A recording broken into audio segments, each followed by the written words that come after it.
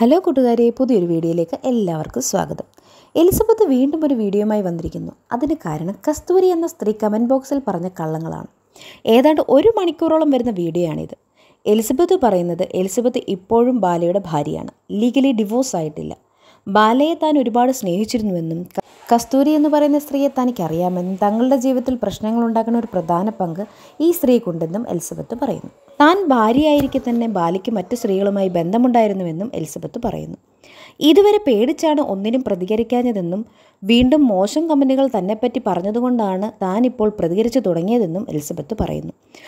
ഈ വീഡിയോ മുഴുവനായി കേട്ടുകഴിഞ്ഞാൽ ശരിക്കും എലിസബത്ത് അനുഭവിച്ചത് എത്രമാത്രം വേദനാജനകമാണെന്ന് നമുക്ക് മനസ്സിലാക്കാൻ കഴിയും. ഇത്രയൊക്കെ അനുഭവിച്ചിട്ടും ആ കുട്ടിയൊന്നും മിണ്ടാതിരുന്നത് തന്നെ അത്ഭുതം.